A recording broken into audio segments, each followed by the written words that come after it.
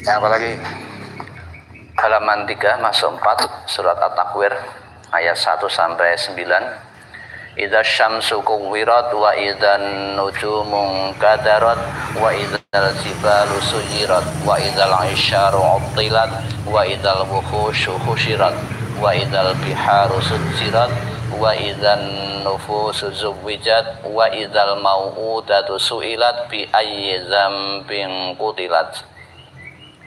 Apabila matahari digulung dan apabila bintang-bintang berjatuhan dan apabila gunung-gunung dihancurkan dan apabila unta-unta yang bunting ditinggalkan atau tidak dipedulikan dan apabila binatang-binatang liar dikumpulkan dan apabila lautan dipanaskan dan apabila roh-roh dipertemukan dengan tubuh, apabila bayi-bayi perempuan yang dikubur hidup-hidup ditanya karena dosa apakah dia dibunuh.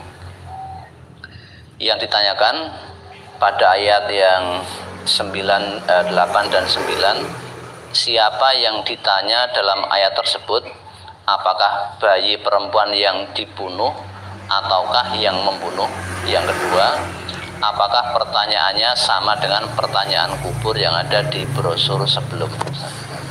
Jadi artinya ya, dalam ayat ini diterangkan apabila bayi-bayi perempuan yang dikubur hidup-hidup ditanya. Nah, dipertanggungjawabkan.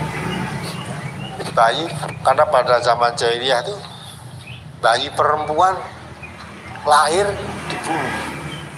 Yang boleh hidup yang laki-laki.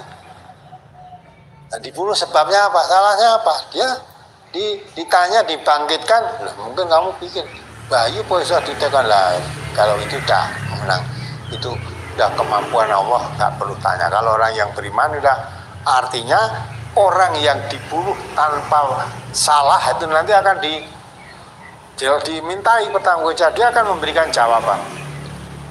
Ya. Wong Nabi Isa aja ketika masih hidup diberi kemampuan oleh Allah bisa bicara, kita masih dalam ayunan, masih digendong, ya, dituduh ibunya Isa itu berbuat serong, berbuat zina. Nah, dituduh karena umumnya manusia punya anak mesti punya suami. Nah, Maryam itu belum punya suami, belum lah kok punya anak, malah dituduh zina. Nah, maka ketika ditanya, Allah bunyikan, ya, bisa terus tanya pada bayi yang digendong, bagaimana bayi gendong? Nyatanya bisa menjelaskan bahwa ibunya orang bersih. Yang bicara itu Isa ketika masih kecil, bisa berbicara. Nah, maka apalagi bayi yang dibunuh itu nanti ya di sana ya, bisa ditanya pun akan bisa menjawab alasan. Dia tidak salah apa-apa. Karena dosa apakah dia dibunuh? Ya, dia akan menjelaskan apa. Ya, yang membunuh tentu juga dimintai pertanggungjawaban. Yang membunuh juga dimintai pertanggungjawaban. Kenapa kamu membunuh bayi yang tidak berdosa? Bayinya pun jelas tidak. Mengapa kamu dibunuh? Tidak tahu apa-apa dia bayi. Jadi dimintai pertanggungan jawabnya itu yang membunuh. Kalau bayi tadi dari saksi dia ditanya, dibangkitkan oleh Allah menjadi saksi. Dia dibunuh tidak mengetahui apa-apa. Salahnya apa ya tidak tahu apa, tahu-tahu dia dibunuh. Tidak tahu, maka menjadi saksi bahwa betul-betul terjadi pembunuhan terhadap bayi perempuan yang lahir, walaupun bayi tadi tidak bersalah apa-apa. Maka bayi ditanya tadi menjadi saksi, dia tidak bersalah apa-apa, dibunuhlah. Orang yang dimintai pertanggungjawabnya yang membunuh nanti, ditanya, apa sebabnya kamu membunuh bayi? Nah, itu semuanya ya. Jadi tidak ada yang lepas dari tanggung jawab. Kalau bayi tadi ditanya ya sebagai saksi tadi, jadi saksi.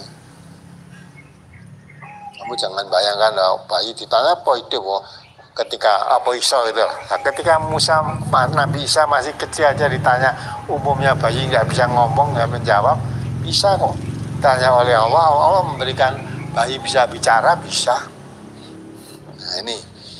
Jadi artinya semua perbuatan manusia tidak ada yang lepas dari tanggung jawab.